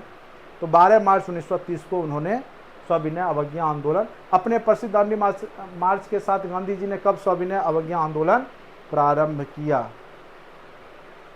ठीक है, तो 12 मार्च 1930 को। लाहौर में पूर्ण, ये तो 1929 में लाहौर अधिवेशन हुआ था जिसमें पूर्ण स्वराज की मांग रखी गई। बार बार हमने चर्चा किया, पंडित जवाहरलाल नेहरू ने ये पूर्ण स्वराज की बात की थी 1929 के कांग्रेस अधिवेशन में। ये सब बिल्कुल क्लासरूम में कई बार चर्चा हो चुका है। इसके अतिरिक्त गांधी जी ने कांग्रेस को एक व्यापक कार्यक्रम दिया था, जिसे रचनात्मक कार्य हो गया। जैसे रचनात्मक कार्य में क्या, चरखा चला के कपड़ा बनाना, स्वदेशी अपनाना। उसके बाद वर्ग विहीन समाज की बात करते थे, हरिजन संघ की स्थापना किया, स्वच्छता पे विशेष जोर दे। तो ये सब कार्यक्रम इनके जो थे वो रचनात्मक कार्यक्रम माने जाते हैं। तो ये सब क्वेश्चन आप जब असहयोग आंदोलन पढ़ते तो उस समय भी दो तरह की गतिविधि किया गया था, तो ये सब चर्चा हमने किया हुआ है। देखिए ये सब सारे कॉन्सेप्ट पे आधारित क्वेश्चन होते, केवल आप रट के चाहिएगा तो नहीं बनेगा। देखिए जाते जाते भी कैबिनेट मिशन, क्रिप्स मिशन हमने चर्चा किया है। मार्च 1946 में कौन सा कमीशन भारत आया था? तो 1946 में कैबिनेट आया, 1942 में क्रिप्स आया। ये सब बहुत अच्छे से हमने कितने बार आपको पढ़ाया हुआ है। 1930-31 में सविनय अवज्ञा आंदोलन के दौरान कितनी संख्या में लोग जेल गए थे? तो लगभग 60,000 प्लस लोग गए थे। अब बीपीएससी क्या आंसर दे देता है कहना मुश्किल है, लेकिन 60,000 प्लस बुक में लिखा हुआ है। अब हो सकता है इनमें से कोई नहीं दे दे, या कोई एग्जैक्ट डाटा उसके पास होगा तो वो दे सकता है। किसने निर्भीकता से कहा कि एक राजनीतिक नेता के रूप में गांधी असफल रहे? तो ये बात सुभाष चंद्र बोस ने कहा था, ठीक है, और राष्ट्रपिता भी उन्होंने ही कहा था सबसे पहले गांधी जी को। किन दो प्रांतों में मुस्लिम लीग बहुमत प्राप्त करने में असफल रही जबकि मुस्लिम बाहुल्य प्रांत थे? तो देखिए बंगाल में तो उसने सफलता प्राप्त कर ली, तो दो है, तो बंगाल वाला तो होगा नहीं ऑप्शन। पंजाब में भी उसने सफलतापूर्ण किया, ठीक है। तो महाराष्ट्र में थोड़ा सा के लिए उसकी सरकार नहीं बनी थी। तो यह पूछ क्या रहा है, किन दो प्रांतों मुस्लिम लीग बहुमत प्राप्त करने में और सफल रही जबकि वे मुस्लिम बाहुल्य प्रांत थे? तो देखिए बंगाल और पंजाब में तो उसको मिला ही था, तो इसका आंसर इनमें से कोई नहीं होगा, ठीक है। करो या मरो का नारा किसने दिया? बहुत आसान सा क्वेश्चन, महात्मा गांधी। भारत छोड़ो आंदोलन के दौरान दिया। ब्रिटिश सरकार ने अपनी संसद में भारत की स्वतंत्रता अधिनियम कब पास की? 18 जुलाई 1947। विभाजन का सिद्धांत लॉर्ड माउंटबेटन के द्वारा दिया गया था। ये सब क्वेश्चन बहुत आसान से। पाकिस्तान प्राप्ति के लिए किसने प्रत्यक्ष कार्रवाई दिवस के रूप में मनाया था? तो ये भी आपको पता ही होगा, जिन्ना, मोहम्मद अली जिन्ना, ठीक है। क्वेश्चन ये सब आसान से क्वेश्चन पूछे गए हैं। हड़प्पा संस्कृति प्रथम शहरी संस्कृति थी, तो पश्चिमोत्तर भारत था, लेकिन वो एशिया के दक्षिण में आता है, तो आंसर हो जाएगा दक्षिण एशिया का। भारतीय उपमहाद्वीप में प्राचीनतम अभी तक के विद्यमान पाठ्य पुस्तक क्या है? तो वेद, पुराण, श्रुतियाँ। श्रुतियाँ देखिए सुन करके एक जगह से दूसरी जगह जाती है, तो वेद और पुराण दोनों है, अभी प्राचीनतम है और अभी तक विद्यमान पाठ्य पुस्तक है, तो इसीलिए इसका आंसर एक से अधिक हो जाएगा। भारत की कई महत्वपूर्ण नदियां जैसे सिंधु, गंगा और अन्य नदी कहाँ से निकलती है? तो हिमालय से निकलती है, ठीक है। अपने घर बनाने के लिए सिंधु घाटी के लोग पक्के ईंटें का प्रयोग करते थे, तो आंसर हो जाएगा पकी हुई दृढ़ ईंटें होनी चाहिए थी, मजबूत ईंटें। तो चलिए उसके बाद है क्वेश्चन, देखिए अब देखिए प्राचीन इतिहास के भी क्वेश्चन पूछ दिए गए। अब बहुत आसान सा क्वेश्चन है, ये भी क्लासरूम का है। अपनी प्रजा की खुशी में ही उसकी खुशी हो और उसके हित में ही उनका हित हो, यह कौटिल्य ने कहा था। विष्णुगुप्त, जिसको चाणक्य कहते हैं। बौद्ध मत की परिषदें आयोजित हुई थी, बौद्ध ग्रंथों के संकलन और विवादों के निवारण के लिए जो है बौद्ध परिषद का गठन हुआ था। और आपको पता ही होगा प्रथम बौद्ध संगति कब हुआ, द्वितीय कब हुआ? जब गौतम बुद्ध को निर्वाण की प्राप्ति हुई थी 483 ईस्वी पूर्व में, तब हुआ था, ठीक है। उसके बाद फिर 383 ईस्वी पूर्व में। तो ये सब अच्छे से प्राचीन इतिहास में हमने पढ़ाया हुआ है, और प्राचीन इतिहास के भी बहुत सारे क्वेश्चन हैं और लगभग क्लासरूम के हैं, ठीक है। हड़प्पा संस्कृति के विनाश के क्या कारण थे? आपको पता ही है कि एग्जैक्ट कारण पता नहीं चला, बाढ़ भी हो सकता था, महामारी, ये सब अच्छे से क्लास पढ़ा है। नहीं प्रमाण है तो अभी भी जाके पूरा वीडियो देख लीजिए। तब भी अगर आप 80 नंबर नहीं ला रहे हैं तो आपने मेरा वीडियो अच्छे से नहीं देखा है, जान लीजिए। तो इसका आंसर हो जाएगा 1 से अधिक।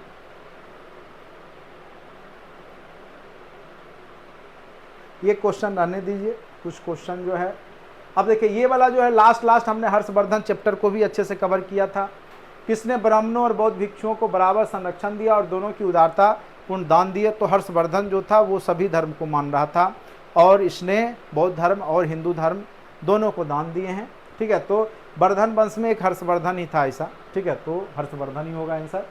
श्रीनगर की स्थापना सम्राट अशोक ने किया था। ये भी क्वेश्चन आपके ऑब्जेक्टिव सेशन और प्राचीन इतिहास में भी कई जगह पढ़ाया हुआ है। प्रादेशिका एक प्रकार का ग्रामीण जो बहुत सारे गाँव का समूह होता था, और तो उसके जो प्रदेश होते थे उसके जो अध्यक्ष होता था प्रादेशिका कहलाता था, वो संग्रहण करता होता था राजस्व का। ठीक है, उसके बाद है मौर्य साम्राज्य के पतन के लिए जिम्मेदार किसकी तुष्टिकरण की नीति थी? हमने बताया था अशोक इतना दान देने लगे बौद्ध धर्म में कि मौर्य साम्राज्य का पतन हो जाता है, तो ये अशोक होगा। ठीक है, ये सब क्लासरूम में हमने अशोक का जब हमने चर्चा किया है, तो मौर्य साम्राज्य के पतन के पीछे अशोक की जो दया दानशीलता और जो ज़रूरत से ज़्यादा धार्मिक हो जाना भी था। तो ये सब क्लासरूम के कॉन्सेप्ट पे आधारित क्वेश्चन है।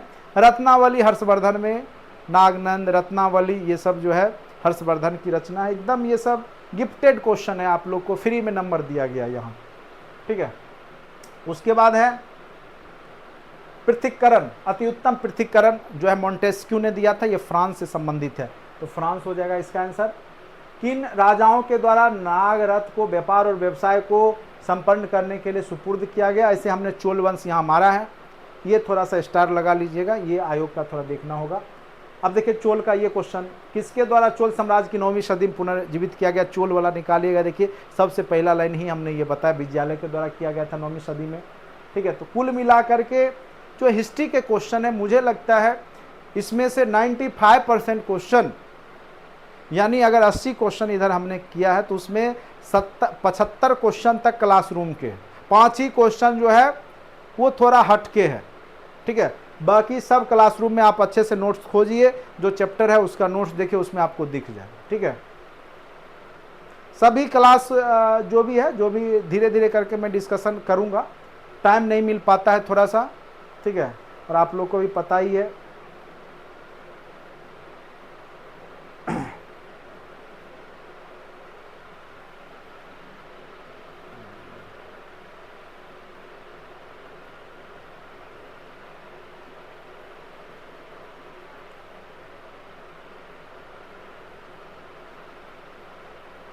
अब जीएस वाले मिलाइए, कितने सही किए हैं आप लोग जीएस वाले सेक्शन में, वो आप लोग देखिए। अभी मैं 1 बाय 1 करके सारा जीएस का क्वेश्चन करूंगा, आप लोग अच्छे से समझने का प्रयास कीजिएगा। यहाँ से भी क्वेश्चन फिर रिपीटेड हो सकता है, इसीलिए जीएस सेक्शन को अच्छे से समझने का प्रयास कीजिए।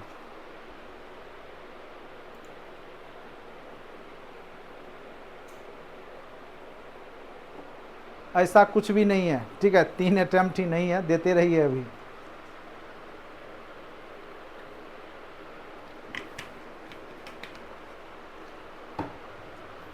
जिसका जॉब हो गया उससे तो बीपीएससी का आज तक सर्टिफिकेट सही से जांच नहीं कर पाया, और कितने लोग कितने अटेम्प्ट दिए हैं, क्या दिए हैं, उसका डाटा सबसे बड़ी बात है। क्या हो रहा है नहीं हो रहा है कोई क्लियरिटी नहीं है।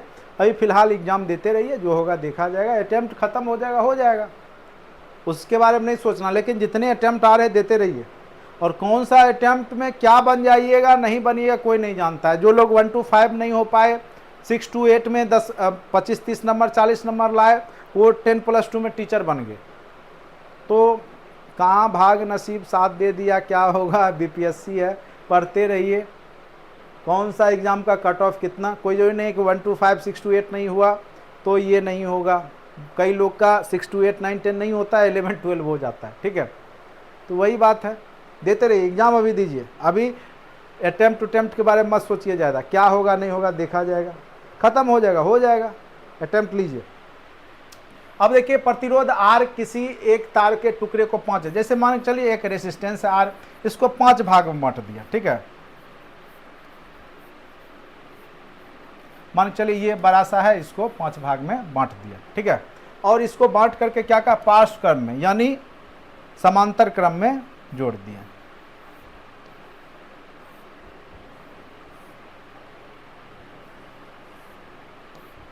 आप लोग पढ़े होंगे इस तरह का क्वेश्चन, ठीक है। तो इसका जो होता है ना 1/r इक्वल टू क्या हो जाता है 1/r1 प्लस 1/r2 R3, तो 5 रेसिस्टेंस में बांट दिया गया।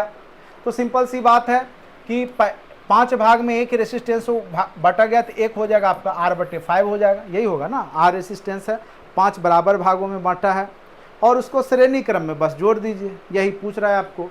तो ये क्या हो जाएगा आपका 1/r इक्वल टू क्या हो जाएगा 1/r/5 plus 1/r/5 plus 1/r/5, 5 बार जोड़ दीजिए 1 2 3, 1/r/5 प्लस 1/r/5, यही होता है ना इसका फॉर्मूला समांतर श्रेणी क्रम में जब जोड़ते हैं। जब ये हो जाएगा आपका तो ऊपर में क्या हो जाएगा पांचों, चूंकि नीचे का हर सबका सेम है, ऊपर 5 बार 5 1 हो गया 5 हो गया, इधर r/5 हो गया। जब 5 ऊपर जाएगा तो ये 25 हो जाएगा। तो 1/r इक्वल टू क्या हो गया आपका, ये जब ऊपर गया तो कितना हो गया 25/r हो गया, ठीक है। तो इसको r' भी आप ले सकते हैं, ठीक है, 1/r को। तो अगर आप निकालेंगे, ठीक है, तो ये आपका 25/r हो गया। अब यहाँ पे है r/r', ठीक है, तो r/r', ठीक है, ये r' मानते हैं। तो r' इक्वल टू क्या हो जाएगा r' इक्वल टू r/25 हो गया। तो यहाँ पे r/r', ठीक है, r' का मान क्या हो गया आपका r/25। तो 25 ऊपर चला गया, ये ऊपर उठ के आ गया गुना में, r कट गया, तो आंसर क्या हो जाएगा आपका 25। तो ऑप्शन नंबर क्या हो जाएगा आपका सी इसका सही जवाब होगा, ठीक है। चलिए नेक्स्ट क्वेश्चन पे आते हैं। समांतर क्रम का फॉर्मूला आप लोग पढ़े होंगे बचपन में। उसके बाद देखिए नेक्स्ट क्वेश्चन है 8 ओम प्रतिरोध का, ठीक है। तो R आपको दे दिया है 8 ओम, 2 घंटे, टाइम कितना दे दिया है आपको 2 घंटे, और 15 एम्पियर विद्युत धारा, I इक्वल टू 15 एम्पियर। आपको पता होगा हीटर में उत्पन्न ऊष्मा, हीट इक्वल टू क्या हो जाता है या टेम्परेचर, ठीक है, I² RT, ठीक है। उसके बाद यहाँ पे आप क्या कीजिए हीट मान के चलिए, तो इसको डिफ्रेंशिएशन करेंगे टी के रिस्पेक्ट में, चूंकि दर पूछ रहा है। तो dH/dt इक्वल टू क्या हो जाएगा आपका I² R हो जाएगा। चूंकि यहाँ पे डिफ्रेंशिएशन करेंगे dt/dt हो जाता है, और ये आपका 1 वैल्यू दे देता है डिफ्रेंशिएशन जब t। ये थोड़ा सा 10+2 लेवल का क्वेश्चन दे दिया। तो I का मान यहाँ पे आपका कितना हो गया 15, तो 15 का स्क्वायर और गुने R कितना है 8, ठीक है। तो टोटल गुना कीजिए 15 225 गुने 8, 8 × 5 40 का 0 बाकी 4, 8 दूनी 16, 4 20 का 0 बाकी 2, यानी 1800 वाट होना चाहिए आंसर, 1800 वाट। तो इसका आंसर क्या हो जाएगा आपका उपयुक्त में से कोई नहीं, उपयुक्त में से कोई नहीं, जिसने मारा होगा सही होगा। उसके बाद है किसी शब्दकोश में लिखे छोटे अक्षरों को पढ़ते समय निम्न में से कौन सा लेंस पसंद किया जाता है, ठीक है। तो इसके लिए 5 सेंटीमीटर फोकस दूरी का उत्तल लेंस का प्रयोग किया जाता है, लेकिन यहाँ ऑप्शन में अवतल दे दिया है, इसलिए इसका आंसर हो जाएगा आपका उपयुक्त में से कोई नहीं, ठीक है। चलिए नेक्स्ट क्वेश्चन आप लोग मिलाते रहिएगा किसका आंसर क्या होगा। सारे क्वेश्चन को मैं अभी डील करूंगा, मैथ के भी सारा क्वेश्चन बना के आपको बताऊंगा। निम्नलिखित में से किस भाग पर किसी वस्तु का प्रतिबिंब बनता है, तो वो दृष्टि पटल कहलाता है, जिसपे वस्तु का प्रतिबिंब बनता है। निम्नलिखित में से कौन सा मादा जनन तंत्र का भाग नहीं, आपको पता होगा अंडाणु हो गया, गर्भाशय हो गया, ये मादा जनन अंग है, जबकि शुक्राणु जो है शुक्रवाहिका जो नली है वो जो है आपका पुरुष, ठीक है। तो यहाँ पे हो जाएगा आपका शुक्रवाहिका मादा जनन अंग के भाग नहीं है, ठीक है। परागकोश में परागकण होते हैं। अलैंगिक जनन मुकुलन द्वारा किसका होता है, तो इसमें से इष्ट का होता है। अपच का उपचार करने के लिए किस औषधि का प्रयोग किया जाता है, तो प्रति अम्ल का प्रयोग यहाँ पे किया जाता है। अपच में अम्ल ज़्यादा हो जाता है तो प्रति अम्ल का प्रयोग किया जाता है।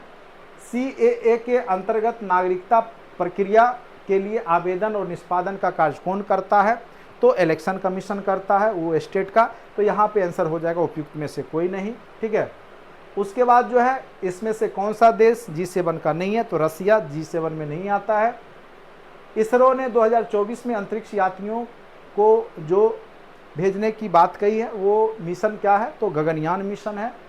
ये आसान सा क्वेश्चन है। निम्न में से किस देश में भारत ने का UPI चालू हो गया? तो एक से अधिक हो जाएगा। किसानों के हित में गांधी जी ने 1917 में चंपारण सत्याग्रह किसके सहयोग से किया था? ऐसे राजकुमार शुक्ल भी थे, लेकिन चूंकि ऑप्शन में ये दोनों तो हैं नहीं, राजेंद्र प्रसाद उस समय थे। असहयोग आंदोलन ये 1917 चंपारण सत्याग्रह में। देखिए इसका आंसर मुझे लगता है इनमें से कोई नहीं भी दे सकता। ऐसे राजेंद्र प्रसाद को, क्योंकि उस समय राजेंद्र प्रसाद थे, ठीक है, तो राजेंद्र प्रसाद भी मदद किए थे, ठीक है, तो राजेंद्र प्रसाद को रहने देते हैं अभी। हरित हाइड्रोजन प्राप्ति का कौन सा तरीका है? तो इलेक्ट्रोलिसिस के माध्यम से, इलेक्ट्रोलाइसिस के माध्यम से आपका हरित हाइड्रोजन प्राप्ति किया जाता है। कौन सी तकनीक मृत को पुनर्जीवित दिखाना है? अभी एक डीप फेक कॉन्सेप्ट आया है, जो कि मतलब कोई व्यक्ति का चेहरा यूज करके उसमें ऑडियो वीडियो सब उसको मोशन में ला देता है, आपको लगेगा वही आदमी है, और इस तरह जो है बहुत सारा जो है क्राइम भी हो रहा है। तो डीप फेक हो गया इसका। 2024 में जीवित सूचकांक आंकलन में कौन सा देश भारत से बेहतर है? मुझे लगता है बांग्लादेश होना चाहिए, लेकिन इसको भी अभी स्टार रखिए, क्योंकि यहाँ पे सूचकांक लिखे हुए जीवित, थोड़ा सा लाइव इंडेक्स अब देख ले जाएगा। जीवाश्म के आधार पर मानव उत्पत्ति केंद्र कौन सा है? तो अफ्रीका का रिफ्ट घाटी सबसे पहला है। उसके बाद है चंद्रमा सदृश ग्रह कौन सा है? तो ये बुध है, चंद्रमा सदृश ग्रह। 100% है। जो अभी 80 वाले हैं ना, 80 वाला तो 100% है, और 70 वाले भी एकदम कोटी में होंगे तो आपका हो जाएगा। EWS EBC में है तो आपका हो जाएगा।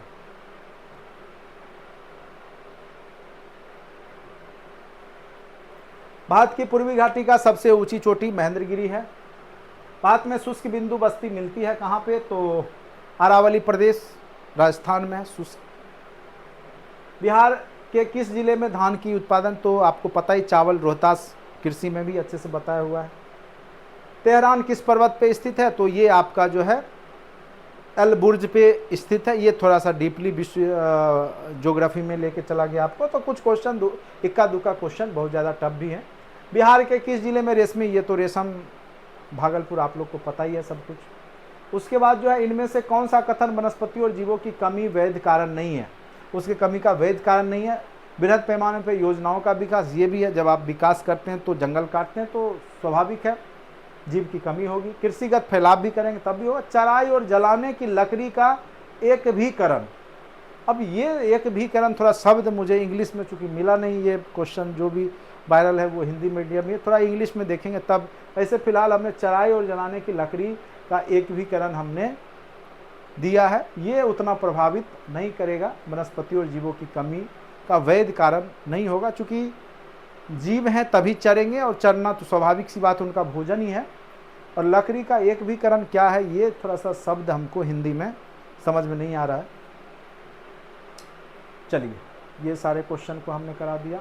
जलियांवाला बाग के समय जो है आपका 1919 में, आपको पता ही चेम्सफोर्ड, इसीलिए तो मोंटेग्यू चेम्सफोर्ड आया था। ये सब कॉमन सेंस से भी बना लिए होंगे।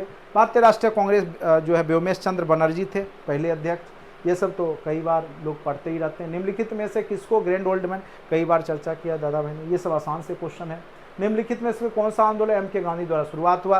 तो असहयोग, भारत छोड़ो और स्वदेशी आंदोलन, ये सब जो है गांधी जी का योगदान था ही, तो एक से अधिक हो जाएगा।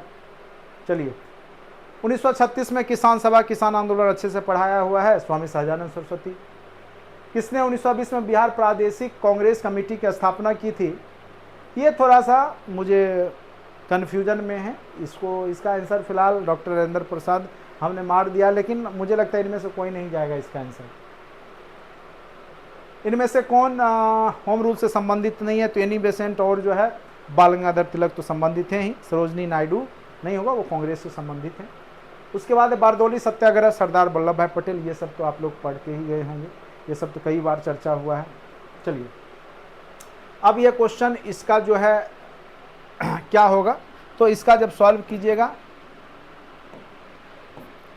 x प्लस 1/x का स्क्वायर पूछ रहा है, तो इसको सॉल्व कीजिएगा तो a square plus 2ab plus b square यही हो सकता है। और क्या होगा, ये कट गया तो x square plus 1/x square plus 2 हो सकता है। तो कोई आंसर यहाँ पे दिख ही नहीं है, x स्क्वायर प्लस 1/x 1 दे दिया है, यहाँ भी x स्क्वायर प्लस ये भी आपका 1/, ये भी नहीं होगा, ये भी नहीं होगा। ठीक है, तो उपयुक्त में से कोई नहीं हो जाएगा। एक लेख जो है आपका कॉस्ट प्राइस से 10% अधिक पर, इस तरह के क्वेश्चन को हमने बताया था कि प्लस माइनस करके बनाइए 10% अधिक पे, फिर उसमें 10 की कमी की गई तो -10 प्लस 10 -10। लाभ हानि में इस तरह का कॉन्सेप्ट हमने बताया था। जब प्रॉफिट हो तो plus x plus y plus XY/100 trick है इसका। 10 कट गया, 10 10 100 माइनस 100/100, यानी माइनस में 1 आ गया तो 1% की हानि हो जाएगी। एक प्लस में आता तो लाभ होता। आंसर क्या हो गया, 1% की हानि हो जाएगी। ठीक है, पूर्ण घन प्राप्त करने के लिए 81 को किस संख्या से विभाजित करेंगे। ठीक है, तो पूर्ण घन प्राप्त करने के लिए 81 को अगर आप भाग करते हैं 6 से, मान के चलिए तो 6 एकम 6 नहीं, 6 वाला तो होगा नहीं। पूर्ण घन प्राप्त करने के लिए 81 को किससे भाग दीजिएगा, हाँ ये वाला हो जाएगा, इसका बी आंसर होगा, ये मिस्टेक से हो गया। 81 को अगर 3 से भाग देते हैं आप तो 27 या 81 जो कि 3 का घन हो गया, 3 3 9 27 होता है, तो इसीलिए उसको आपको 3 से भाग देना होगा। ऑप्शन 3 इसका सही है। दो पूर्ण संख्याओं के बीच का अंतर, दो पूर्ण संख्या बीच का अंतर 66 है। दो संख्या का अनुपात, ये रेशियो का एकदम बेसिक क्वेश्चन है, ये सब बहुत अच्छे से पढ़ाया हुआ है। तो 2 और 5 के बीच का अंतर 3x लगा देते हैं, अंतर ये 66 के बराबर हो गया, x = 22 हो गया। तो दोनों संख्याएं हो गई, एक हो गया आपका 22, चूंकि इसको हम 2x और 5x के रेशियो में मान सकते हैं, 2 और 5 को। तो यहाँ पे आपका 2x हो गया, तो 22 दूनी 44 और 22 पचे 110। ठीक है, तो 44 और 110 हो जाएगा। आंसर आपका ऑप्शन नंबर सी हो जाएगा। मैथ के क्वेश्चन बिल्कुल आसान पूछे गए हैं, थोड़ा सा भी जिनका बेसिक मैथ आता होगा बना ही लिए होंगे, उम्मीद करते हैं दिक्कत नहीं हुआ होगा। अब है समांतर चतुर्भुज ABCD में A और कोण B का अनुपात। ठीक है, तो समांतर चतुर्भुज है मान के चलिए, तो उसके एक का A और जैसे मान के ABCD है। ठीक है, तो चारों भुजा का योग कितना होता है, 360 डिग्री हो जाता है, आपको पता होगा। अब देखिए रेशियो दे दिया आपको 1x, तो चूंकि समांतर है तो सबका कोण बराबर होगा, ये कोण इसके बराबर होगा, ये कोण इसके बराबर होगा। तो चारों कोण 1x plus 2x plus 1x plus 2x हो गया, तो 3 3 6x = 360 हो गया। तो x = क्या हो गया, 60 हो गया। तो आंसर क्या हो जाएगा आपका, 60 हो जाएगा। ठीक है, क्योंकि 1:2, 1 हो गया 60, 1 हो गया 120। चलिए उसके बाद है एक बेलन की ऊंचाई जिसकी त्रिज्या 7 सेंटीमीटर है। ठीक है, तो कुल सतह क्षेत्रफल क्या होता है, पाई r square h plus pi r square, यही होता है।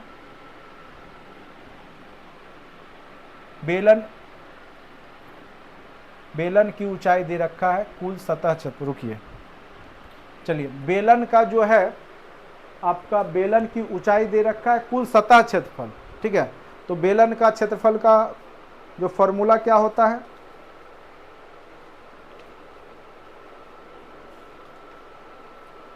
आप लोग को याद है तो बताइए क्या होगा फॉर्मूला,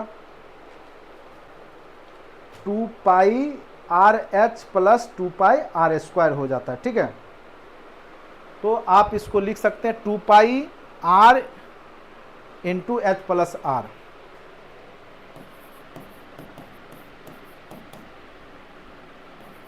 देखिए एक्चुअली क्या है ना कि ये बेलन हो गया, ये वाला भी हो गया, ये वाला भी हो गया, तो ये πr², ये हो गया आपका 2πr², और ये आपका पूरा हो गया, ये वक्र पृष्ठ क्षेत्रफल हो गया 2πrh होता है।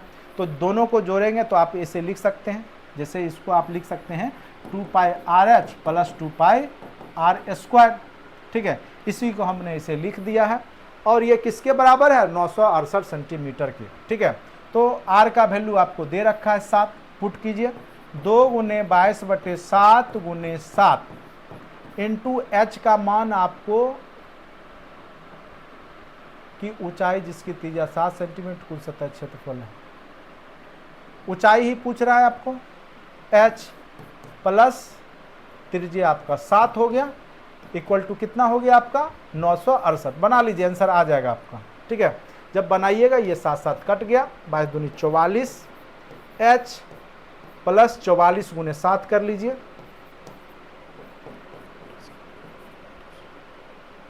सचोक 28 काट मौकी दू, सचोक 28 2 30, 308 घटा लीजिए, 308 इसमें से 968 में से 308 घटा लीजिए, 066, ठीक है।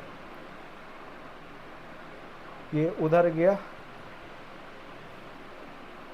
ये टोटल 308 हुआ था ना, 308 इक्वल टू 968 उधर गया तो 660, एच इक्वल टू बटे 44 कर लीजिए, तो 22 दूनी 44, 22 या 30, फिर 15, ये 15 हो गया, हाइट हो गया 15 सेंटीमीटर, ठीक है। तो जस्ट फार्मूला आधारित, और हमने बोला था मेंसुरेशन का फार्मूला जरूर पढ़ के जाइएगा सब लोग, वहाँ से क्वेश्चन आ रहे हैं, ठीक है।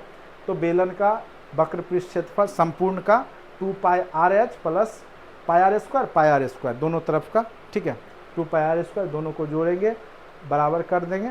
लेकिन जो लोग प्रैक्टिस में होंगे उन्हीं से बना होगा, क्योंकि फार्मूला याद रखना भी 10th का ही है लेकिन ज़रूरी है, ठीक है, सब लोग को याद नहीं होगा।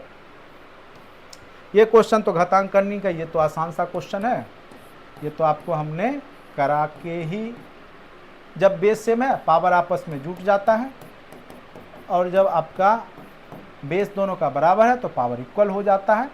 तो m plus 6 equal to 7, m equal to 7 में से 6 गया 1, तो आंसर आपका क्या हो गया, ऑप्शन नंबर सी, ठीक है। और यदि x y व्युत्क्रमानुपात है तो x 1/y के बराबर हो गया, तो कांस्टेंट व्युत्क्रमान नियतांक होता है, तो x इक्वल टू k मान के चलिए, तो ये इधर y हो जाएगा, तो नियतांक इक्वल टू वाई एक्स हो गया, तो एक्स वाई इक्वल टू स्थिरांक जिसको बोलते हैं नियतांक या स्थिरांक, तो एक्स वाई हो गया। तो इस तरीक़ा से 40 क्वेश्चन को हमने आपको जीएस सेक्शन को भी सॉल्व किया। उम्मीद करते हैं आपको मैथ सब समझ में आ गया होगा, सारे क्वेश्चन हिस्ट्री के भी हमने आपको सॉल्व करा दिए। अब मेरे आंसर की से अगर आप 75 प्लस हैं तो सेफ जोन में, ठीक है। रेंज वेरी करेगा, महिला पुरुष अलग अलग कैटेगरी का, मेरे हिसाब से मैं कट ऑफ भी आपको बता ही दूं, आप देखिएगा लगभग कट ऑफ उस रेंज में जाएगा जो मेरा अनुमान है, ठीक है। आप लोग अच्छे से कट ऑफ को देखिएगा, ठीक है। सबसे पहले ये जो अभी मैं आपको रिजल्ट जो अभी बनाने वाला हूँ, ये आपका मैं बनाऊंगा 11-12 का, ठीक है। 11-12 कट ऑफ हिस्ट्री का, ठीक है, हिस्ट्री सेक्शन का। जनरली देखिए जो 40 क्वेश्चन हैं जीएस पोर्शन के, 40 में से 25 क्वेश्चन एवरेज लोग के बनने लायक थे, जो कि आपने भी देखा। तो 25 क्वेश्चन लोगों ने यहाँ से इजीली लाया होगा, ठीक है। और उधर 80 क्वेश्चन में से 60 क्वेश्चन तक इजीली लोग बना सकते थे, ठीक है। तो 60 जोड़ लीजिए, कितना हो गया 85। ये आपके जनरल वर्ग का मैक्सिमम कट ऑफ रेंज जाएगा, जनरल का, ठीक है। तो चूंकि जनरल तो आउट ऑफ बिहार वाले ही हैं, तो अगर जनरल कैटेगरी से अगर आप बिलोंग करते हैं, अगर आप मेल हैं, तो अगर आप 82 के आसपास हैं तो आप सेफ जोन में रहिएगा। फीमेल में यही कैटेगरी जो है आपका 75 या 78 के अराउंड मान के चलिए, 75 ही मानते हैं, ठीक है। ये फीमेल का जाएगा, ठीक है, जनरल। यही ईडब्ल्यूएस में आ जाइएगा, ईबीसी में चले जाइएगा, एक ओबीसी होता है, तो सबसे पहले ओबीसी को बता दें, तो इसका कट ऑफ ज़्यादा कम नहीं जाएगा, ये भी 78 से 80 के रेंज में रहिएगा, तो आप सेफ जोन में हैं ओबीसी कैटेगरी में। ठीक है। और फीमेल में अगर आप जो है 72 तक हैं, ठीक है, 70-72 के राउंड में, तो आप सेफ जोन में हैं, ठीक है। EWS में आपका जो रेंज है लगभग ज़्यादा का अंतर नहीं होगा, यहाँ पे 77-76 जाएगा, आप देखिएगा। EBC का भी 76-77 यही रेंज में आपका रहने वाला है। महिला कैटेगरी में आपका जो है ये आपका 73-72 इस रेंज में आपका रहेगा, ठीक है, कट ऑफ। अब रही बात SC का, तो SC कैटेगरी में भी कट ऑफ यहाँ पे ज़्यादा कम नहीं गिरेगा। अगर 70 प्लस में हैं तो आप सेफ जोन में हैं पुरुष में, और महिला में अगर आप 65 में हैं तो आप सेफ जोन में हैं SC कैटेगरी में। ST का भी लगभग यही रहेगा रेंज 70-71, और आपका महिला में आपका 64-63, ठीक है। तो ये आप स्क्रीनशॉट ले ले, हिस्ट्री का कट ऑफ मेरे हिसाब से ये रहने वाला है, ठीक है। इसी अराउंड में आपका कट ऑफ रेंज इस बार हिस्ट्री पेपर का 11-12 का जाएगा। स्क्रीनशॉट लेके रख ले, रिजल्ट जब आएगा तो आप मिलाएंगे, देखेंगे कि मेरा अनुभव कितना है, ठीक है। चलिए, उम्मीद करते हैं आपको वीडियो अच्छा लगा होगा। जो लोग कोर्स से जुड़ना चाहते हैं, नया बैच स्टार्ट हो चुका है TRE 4.0 के, ऑलरेडी हमने जो पढ़ा रखा है वो भी आपको दिए जाएंगे, और साथ साथ नए वीडियो भी उसमें आपके करंट अफेयर्स वगैरह अपडेट होते रहेगा। और जहाँ तक लाइव सेशन है, मैं आपको बीच बीच में लाइव लेता रहता हूँ, तो आपको कंप्लीट जो है जहाँ से क्वेश्चन आते हैं वो पूरा टॉपिक आपको कवर करके दिया जाएगा, जिससे कि आप इजीली कॉन्सेप्ट सीख करके बना सकते हैं, ठीक है। बाकी मैं ये नहीं कहूँगा कि केवल मेरे यूट्यूब या मेरे क्लास के जुड़ जाने से आप पास कर जाएंगे। हाँ, अगर आप क्लास से जुड़ते हैं तो कॉन्सेप्ट आपको आ जाएगा। बाकी आप जितना बुक पढ़ेंगे, जितना आप 9th-10th के बुक को रीड कीजिए, या कोई भी जो NCERT बुक और जो हमने शुरुआत में बुक पढ़ाया, कम से कम उसको अगर आप रीड कर लेते हैं तो निश्चित रूप से आप 80-85 नंबर लाने लायक बन जाएंगे, और यही रेंज कट ऑफ का जाने वाला, ठीक है। तो उम्मीद करते हैं वीडियो अच्छा लगा होगा। जो लोग कोर्स से जुड़ना चाहते हैं, डिस्क्रिप्शन बॉक्स में ऐप का लिंक दे दिया गया है, नहीं तो प्ले स्टोर से कंपटीशन हब लिख के डाउनलोड कर लें। TRE 4.1 का एक ही कोर्स है, उसी के अंदर सारा है, 1 to 5, 6 to 8, 11-12 उसका फोल्डर रहता है कंटेंट बना हुआ, आप उसको ले सकते हैं और वहाँ से आप तैयारी कर सकते हैं। अभी मात्र 799 में ही पूरा कोर्स दिया जा रहा है, मात्र 799 में ही आपको पूरा कंप्लीट कोर्स करवाया जा रहा है। तो आप निश्चित रूप से जुड़िए, निश्चित रूप से फ़ायदा मिलेगा आपको, इस बात का फुल गारंटी है। चलिए, आज के लिए इतना ही, धन्यवाद।